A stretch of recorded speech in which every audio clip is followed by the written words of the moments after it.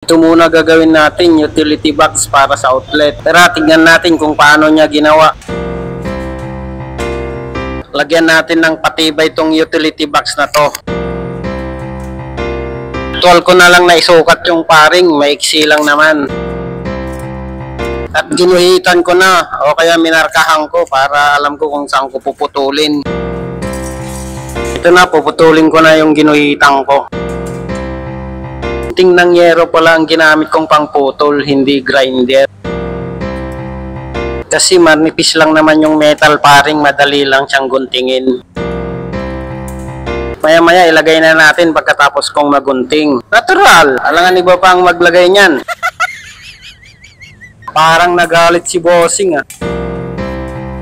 Brother, galit ka ba brother? Parang ayaw mo maniwala sa kwento ko ah. Kung gusto mo, ikaw magkwento, ako maniwala.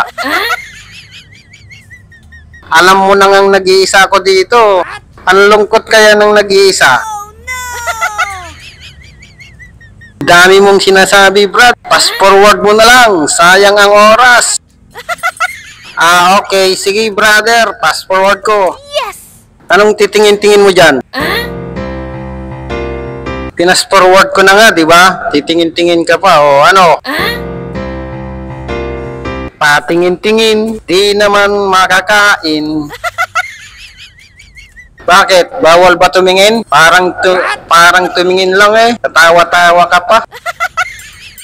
Sukat ko na lang muna. Tingnan natin kung eksakto yung mga pinaggugunting ko. Oops, may sobrang konti. Bawasan lang natin. Brad, ang boring mong panoorin. Bilisan mo naman. Sayang ang binabayad ko sa'yo. Ito na, Brad. Pasensya ka na, Brad. Yes! Ito na nga. Sinabing bilisan mo, andyan ka pa rin. Hindi ka pa rin natatapos sa kakagunting mo na yan. Ulit ka na lang, brother ah. Sorry na po. Sorry. Ganyan naman kayo eh. Pag sinisita kayo, puro sorry, pasensya. Pero wala namang development ang ginagawa nyo. Brother, mabagal ba talaga ako, brother? Ewan ko sa'yo, tanong mo sa sarili mo. Sige na nga, bilisan ko na nga lang. Pero kunin ko lang yung ibang gamit. Naiwan.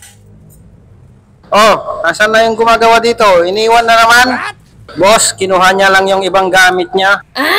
Yan ang sinasabi ko eh. Pupunta kayo sa laban, kulang ang armas nyo.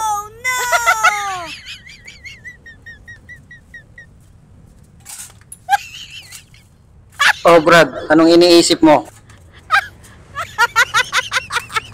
Ito na boss, totoo na to, i-fix ko na to. Bilisan na natin, nagagalit na si bossing. Ito na nga, ire-rebate na namin tong paring, tong pangpatibay ng utility box. Ilagay mo na yung isa brother, bilisan mo. Ito na nga, kinakabit ko na. Huwag kang maingay, natataranta ako eh. Itan mo kaya ako ng blind rivets brother, para may silbi ka naman dyan. Walang magbibideo sa'yo, tangik.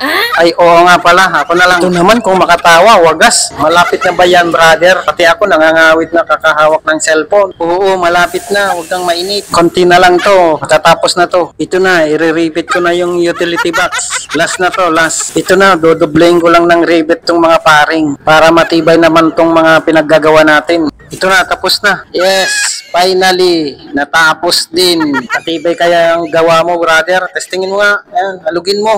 Matibay naman, brother. Okay na yan. Matatakpan naman yan. Follow and share nyo na itong mga pinaggagawa naming walang kwenta. Salamat.